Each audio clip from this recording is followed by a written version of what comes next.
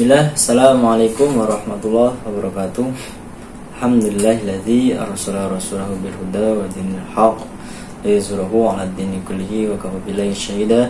Asyhadu an la ilaha illallah wahdahu la syarika lahu wa asyhadu anna Muhammadan 'abduhu wa rasuluh. Qala Allah ta'ala fi kitabihil karim, a'udzu billahi minasyaitonir rajim. Innallaha wa malaikatahu yusholluna 'alan nabi ya ayyuhallazina amanu shollu 'alaihi wa sallimu taslima.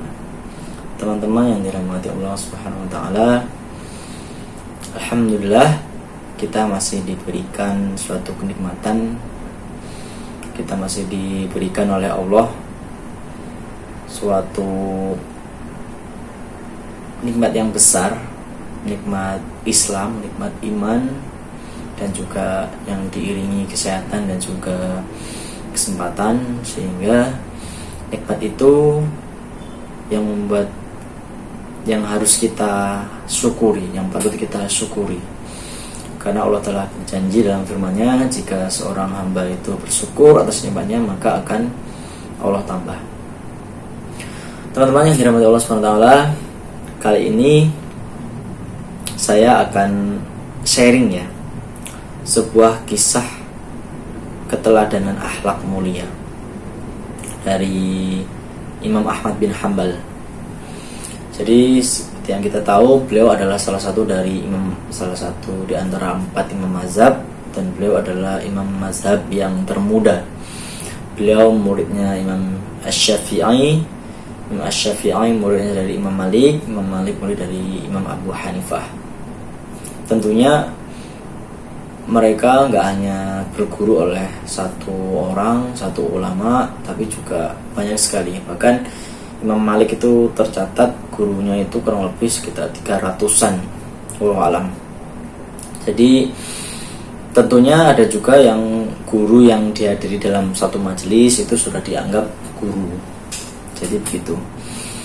Nah, teman-teman yang dirahmati Allah SWT, jadi Imam Ahmad ini seorang ulama yang zuhud. Beliau ulama yang sangat teguh pendirian. Beliau orang yang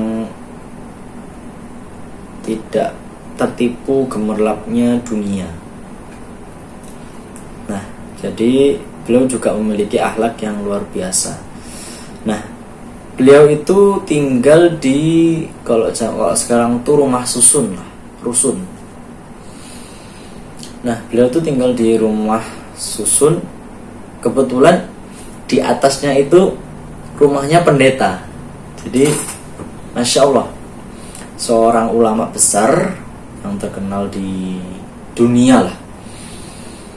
Walaupun gak ada internet kayak seperti saat ini ya, tapi beliau memang karena keilmuannya itu dikenal oleh dunia. Seorang ulama yang mendunia, ulama yang keilmuannya tidak diragukan, ulama yang hafal 1 juta hadis. Beliau tinggal di tempatnya di bawahnya kamarnya pendeta. Jadi begitu. Nah, jadi qadarullah ini adalah salah satu hidayah dari Allah. Jadi Imam Ahmad ini suatu hari sakit. Nah, pendeta itu tahu kalau Imam Ahmad itu sedang sakit. Akhirnya menengok. Jadi mustahil pendeta itu mau menengok kalau misalnya nggak ada hubungan yang erat sebelumnya, atau nggak ada hubungan pertemanan yang baik. Pastinya begitu. Walaupun pendeta itu seorang non muslim ya, tapi Imam Ahmad tetap menjaga pertemanan, karena beliau bukan termasuk kafir harbi, tapi kafir zimmi, kafir yang tidak patut kita perangi, tidak kita perangi. Nah, jadi setelah itu, ketika pendeta itu masuk ke rumah Imam Ahmad, itu beliau melihat ada suatu tampungan air di kamar Imam Ahmad, yang tampungan air itu tepat di atas kamar mandi pendeta. Jadi ada tamuan air, ini ember lah di kamar Imam Ahmad, yang di atasnya itu ternyata kamar mandinya pendeta. Akhirnya pendeta tanya, apa ini? Ini bocor. Ya, atasnya bocor. Kenapa?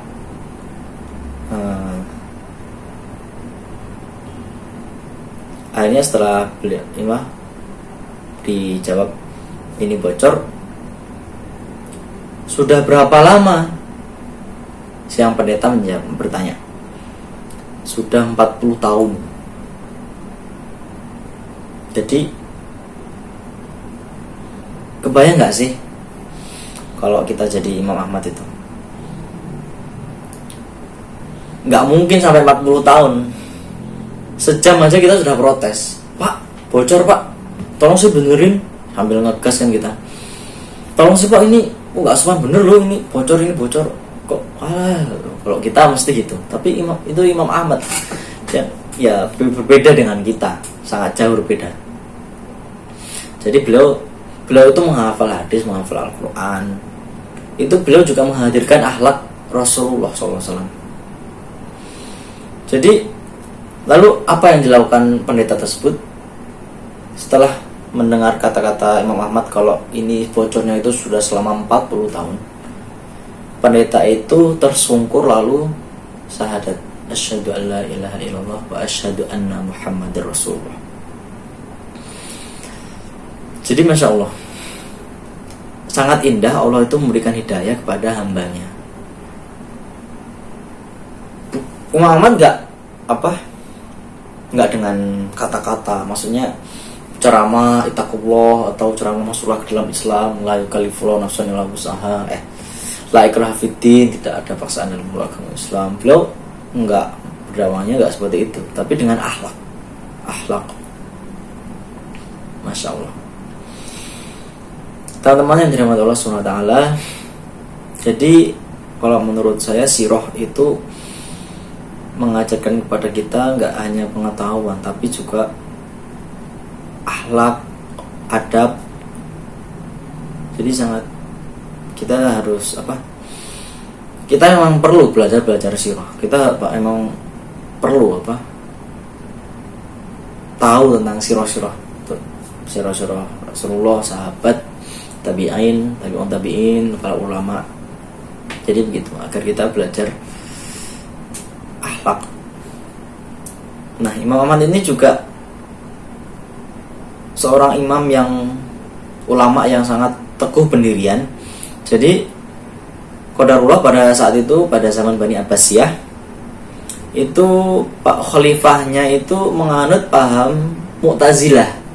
Jadi yang menganggap bahwa Al-Quran itu adalah makhluk, bukan kalamullah. Jadi padahal setelah Khalifah sebelumnya itu Harun ar-Rasyid, seorang khalifah yang sangat adil, yang sangat mensejahterakan rakyat, yang emang memuliakan ulama. Nah, setelah itu digantikan oleh anaknya Al-Ma'mun bin Harun. Beliau Al-Ma'mun ini sebenarnya cerdas, tapi karena senang menuntut ilmu, akhirnya beliau pelajari filosofis Persia. Akhirnya yaitu berteman dengan ulama-ulama Mu'tazilah. Dan Imam Ahmad ini dipaksa mengaku bahwa Al-Quran itu makhluk, bukan kalamullah.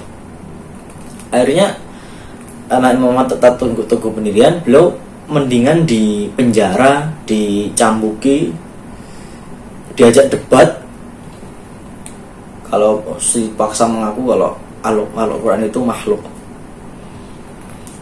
Sampai 3 khalifah, Al-Ma'mun, Al-Mu'tasim, Al-Wasiq, itu 3-tiganya masih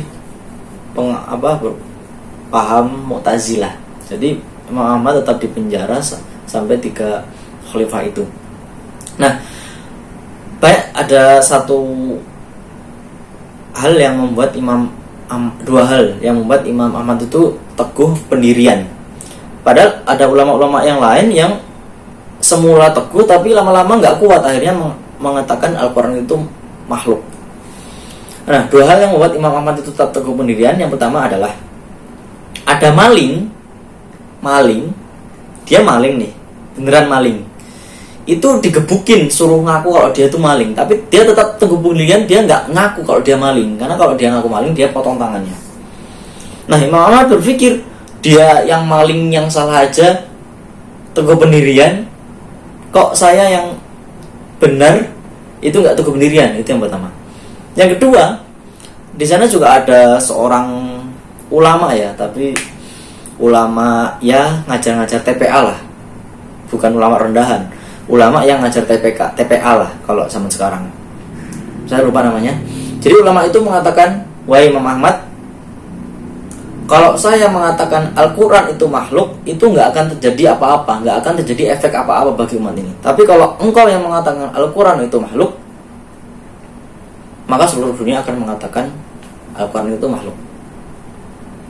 Jadi itu yang membuat Imam Ahmad teguh pendirian. Ada juga